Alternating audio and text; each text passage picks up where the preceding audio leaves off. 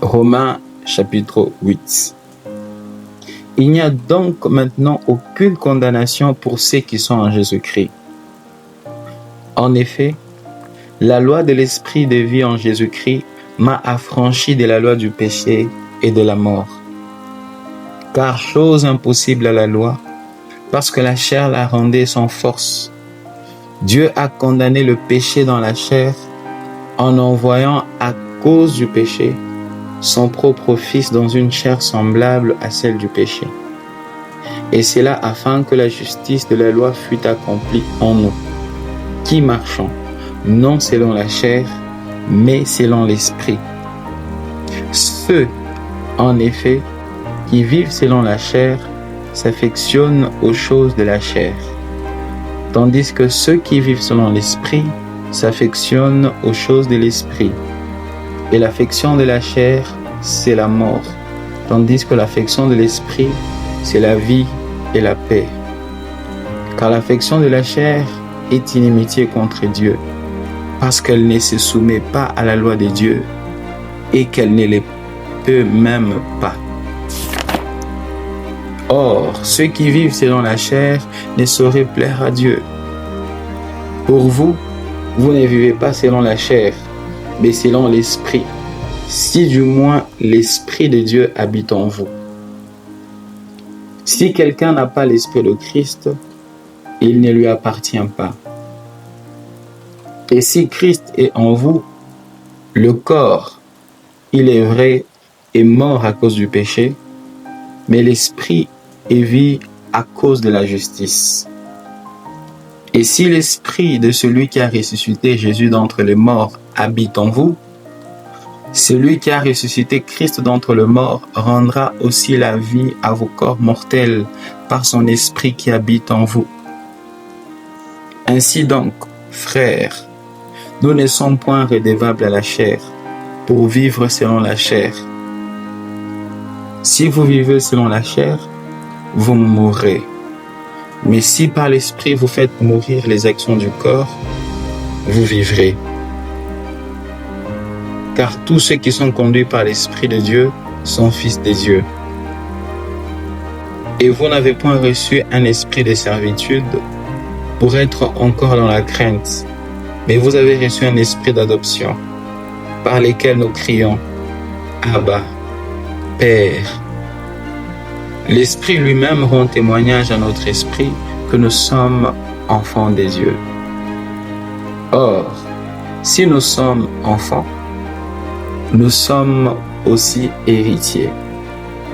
Héritiers de Dieu et co-héritiers de Christ. Si toutefois nous souffrons avec lui, afin d'être glorifiés avec lui. J'estime que les souffrances du temps présent ne sauraient être comparées à la gloire à venir qui sera révélée pour nous. Aussi la création attend-elle avec un ardent désir la révélation des fils de Dieu.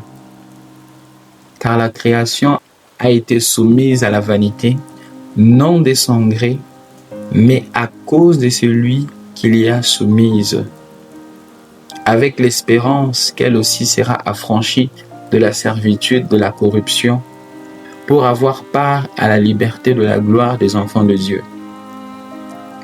Or, nous savons que, jusqu'à ce que la création tout entière soupire et souffre les douleurs de l'enfantement, et ce n'est pas elle seulement, mais nous aussi, qui avons les prémices de l'esprit.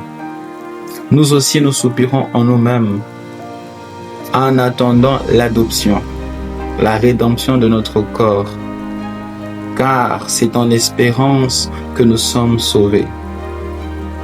Or, l'espérance qu'on voit n'est plus espérance. Ce qu'on voit, peut-on l'espérer encore?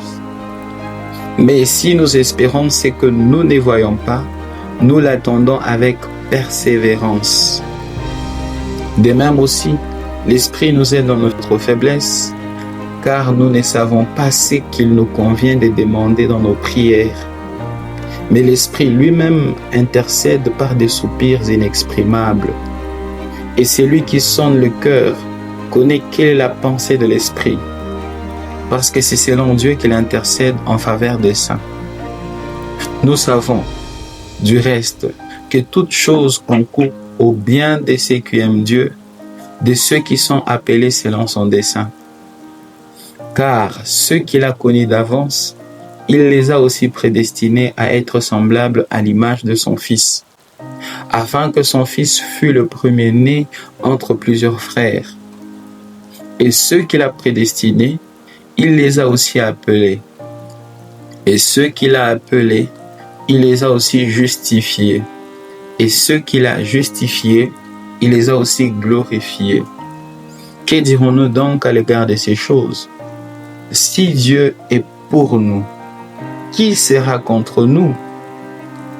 Lui, qui n'a point épargné son propre Fils, mais qui l'a livré pour nous tous, comment ne nous donnera-t-il pas aussi toutes les choses avec lui? Qui accusera les élus de Dieu? C'est Dieu qui justifie. Qui les condamnera? Christ est mort. Bien plus, il est ressuscité. Il est à la droite de Dieu et il intercède pour nous. Qui nous séparera de l'amour de Christ? Sera-ce la tribulation, ou l'angoisse, ou la persécution, ou la faim, ou la nudité, ou le péril, ou l'épée? Selon qu'il est écrit, c'est à cause de toi qu'on nous met à mort tous les jours, qu'on nous regarde comme des brebis destinées à la boucherie. Mais dans toutes ces choses, nous sommes plus que vainqueurs par celui qui nous a aimés.